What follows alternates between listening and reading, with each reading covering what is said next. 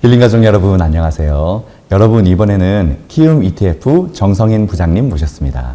부장님 저희 힐링 가족 여러분들이랑 인사 부탁드리고요. 경력 이야기 같이 부탁드립니다. 네, 안녕하십니까. 네, 저는 키움 투자 자산운용에서 ETF를 맡고 있는 정성인 사업부장이라고 하고요. 개인적인 소개를 좀 드리는 시간이잖아요. 아유, 많이 얘기했어요. 네, 그래서 제 개인적인 커리어를 좀 말씀을 드리면, 일단 저는 뭐 첫 직장은 이제 은행원으로 시작을 했고요. 은행원으로 시작을 해서 은행에서는 여러 가지 업무를 하다가 FX 딜링 업무하고 채권 매니저 업무를 좀 했었습니다. 그 업무를 하다가 이제 운영사로 옮겨왔고요. 지금은 이제 키움 자산운용에서 일을 하고 있지만 직전에는 한국투자신탁운용, 현재 에이스 ETF잖아요. 그래서 한국투자신탁운용에서 ETF 총괄팀장을 맡았었고, 이제 키움으로 넘어와서 지금은 이제 코세프와 히어로즈 브랜드 두 가지 ETF를 운용을 하고 있는데요. 저희 키움 투자자산운용의 ETF 브랜드가 두 개예요. 근데 잘 모르시거든요. 그래서 설명을 좀 드리자면, 일단 패시브형 ETF는 코세프 ETF라고 생각을 하시면 되고, 네. 액티브형 ETF들이 최근에는 시장에 많이 출시가 됐잖아요. 그래서 액티브형은 히어로즈 ETF, 이렇게 두 가지의 ETF 브랜드를 사용을 하고 있고요. 어쨌든 이제 10년 넘게 이렇게 자산시장에서 근무를 하면서 나름대로 노하우를 갖고 ETF 상품을 개발하거나 또 운영 마케팅 하는 쪽에 역량을 쏟아서 열심히 일하고 있는 직장인입니다. 네. 네, 반갑습니다. 지금 그 ETF에 대해서 얘기해 주셨는데, 키움이 메이커가 두 개네요. 네네. 저는 코셰프만 알았어요. 아무래도 네네. 그 나스닥 100 중심으로 투자를 하다 보니까, 근데 이제 히어로즈도 있구나. 그래서 맞습니다. 두 개로 그 패시브랑 액티브를 따로 메이커로 운영을 하고 계시단 말이죠. 네. 투 트랙으로. 그렇습니다. 네. 네, 알겠습니다. 그럼 바로 이제 질문 이어서 해볼게요. 먼저 최근 이슈 이야기부터 해볼까 하는데, 미국 주식이 현재 사상 최고치를 계속 뚫어 나가고 있습니다. 고금리 아직 끝나지도 않았고 금리나 오지도 않았는데 생각보다 정말 빠르게 올라왔죠. 어떤 이유로 이렇게 시장이 빨리 반등했는지 의견 부탁드립니다. 네. 미국 시장이 연일 최고치를 계속 돌파하는 가장 큰 이유는 어찌됐든 간에 금리 인하에 대한 기대감, 기대감이 핵심인 것 같아요.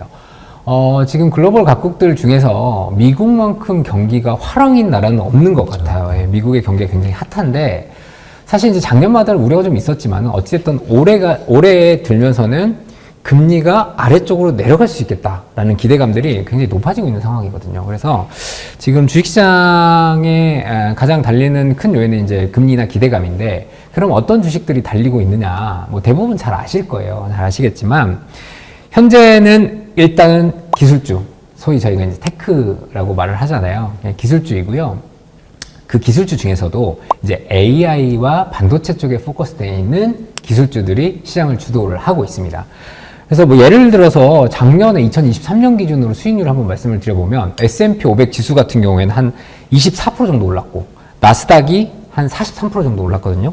그런데 그 소위 저희가 이제 매그니피센트 세븐이라고 말하는 기술주 7종목인데, 얘네가 한 75% 올랐어요. 굉장히 많이 올랐고, 그 중에서도 요즘 주식시장의 가장 핫한 기업이자 핫한 키워드 엔비디아 같은 경우에는 약 238% 정도 오르면서 작년에 그 미국 주식시장의 뜨거운 상승세를 이끌었다, 이렇게 보시면 될 것 같아요. 특히 AI하고 반도체 이야기하고 M7 이야기 해주셨는데, 맞습니다. 이 정말 아주 좋은 착한 효자들이죠. 네. 개인적으로 이제 증권맨이시잖아요. 네네. 적어도 저희보다는 많은 정보를 갖고 계실 텐데, 엔비디아 이렇게 올라갈 거 예상하셨어요? 혹시 이 정도로 올라갈 거? 네, 사실 네. 요즘에는 정보의 비대칭성은 거의 없는 것 같아요. 그래서 개인이나 이제 증권사나. 왜냐하면 관심의 차이는 있을 수 있을 것 같아요. 예를 들어서 저 같은 경우 관심이 많으니까, 그리고 하는 일이 이쪽이다 보니까 굉장히 많은 레포트들을 찾아보고, 많은 세미나를 듣고, 많은 자료들을 찾아보지만, 이제 바쁘신 직장인 분들, 일반인들 같은 경우에는 저만큼 시간을 할애하시지는 못하실 거잖아요. 그렇기 때문에 이제 관심의 차이는 있지만, 정보의 어떤 차이는 많지는 않다라고 생각이 되어지는데, 결론적으로 저희가 이제 엔비디아가 좋을 거라는 건 당연히 예상을 했지만, 이 정도까지 달릴 거라는 거는 사실 예상을 못 했던 것 같아요.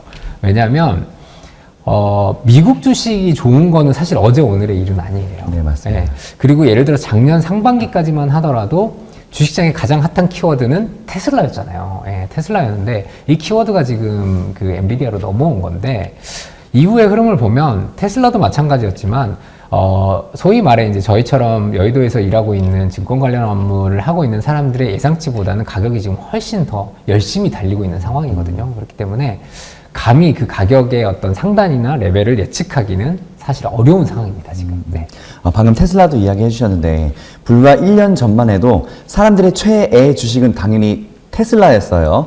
그 왜 좀 속어로 테슬람이라고 하죠. 맞습니다. 테슬라를 네. 정말 좋아하시는 분들, 또 머스크를 포함.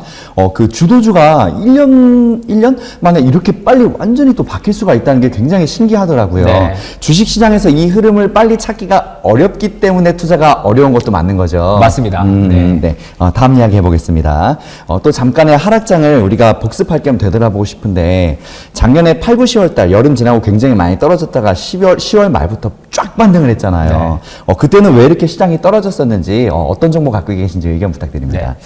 일단 2022년과 2023년을 복귀해보면 가장 중요했던 키워드는 역시나 금리였어요. 네, 금리였고, 말씀 주신 바와 같이 작년에 이제 4분기 직전에 3분기 정도의 주식시장이 좀 안 좋았는데, 그때의 상황을 저희가 뒤돌아보면, 그때는 금리의 인하의 기대감보다는, 물가가 너무 안 잡히는데, 물가가 안 잡히기 때문에 미 연준에서 금리를 더 올리는 거 아니야? 아니면 내리지 못하는 거 아니야? 이러한 우려들이 굉장히 고조됐던 시기예요.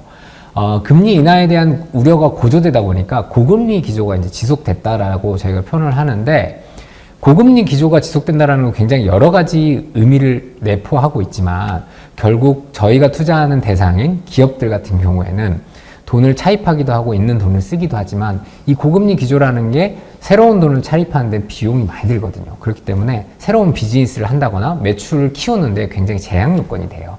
그렇기 때문에 작년에 그 부분들이 주식시장에 반영이 되면서 말씀하신 8, 9, 10월이 이제 굉장히 안 좋았던 흐름을 보였지만, 어찌됐든 간에 이제 11월을 넘어가면서 그 금리에 대한 우려들이 조금 완화가 되면서 다시 주식시장이 반등을 하는 그런 기회를 찾았던 것 같습니다.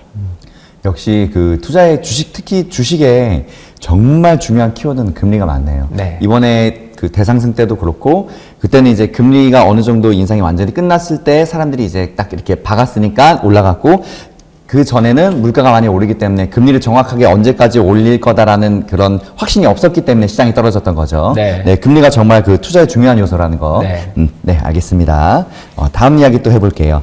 이어서 이제 금리 이야기 다시 해볼까 하는데, 최근에 긴축이 또 그 물가가 한두 달 높게 나와서 다시 길어질 거라는 이야기도 있고, 원래 3번 인하를 이야기했었는데, 어제 볼스틱 총재는 뭐 한 번, 두 번으로 또 이야기를 하더라고요. 이렇게 또 흐름이 바뀌고 있는데, 이 금리를 또 얼마나 오랫동안 유지할지, 또 얼만큼 내릴지, 몇 번을 내릴지, 포커스가 어떻게 맞춰지고 있는지 정보 부탁드립니다. 네.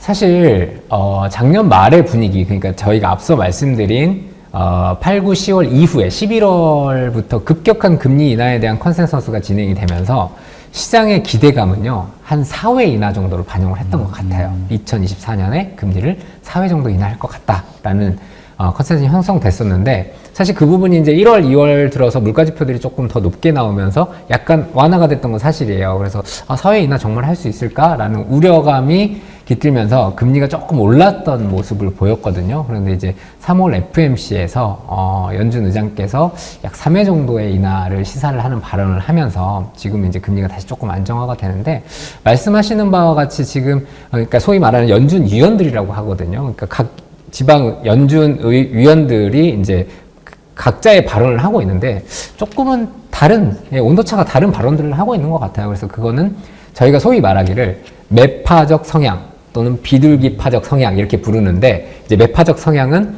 금리를 쉽게 내릴 수 없어요. 금리를 빨리 올려야 돼요. 이런 사람들이고, 비둘기파적 성향은 금리를 많이 내려야죠. 돈을 풀어야죠. 이런 성향을 가지신 분들인데, 방금 말씀하신 이제 연준 위원 같은 경우는 약간 매파적 성향을 가지신 분이에요. 그래서 사실 지금 이제 연준이 항상 목표로 하는 두 가지 지표는 너무 잘 아시겠지만은 물가와 고용이에요. 그래서 지금 고용 상황은 굉장히 좋은 상황이거든요, 미국이. 근데 이제 물가가 결국 핵심인데, 연초에 어쨌든 조금 괜찮은 모습을 보이는 이유는 물가가 좀 잡히고 있는 거 아니야? 라는 모습을 보여줬기 때문에 연준에서는 계속해서 이제 완화적 스탠스를 보이고는 있지만, 저희가 방심을 하면 안 될 거라고 생각되어지는 게, 물가라는 게 사실 지금 변동폭이 굉장히 심한 상황이거든요.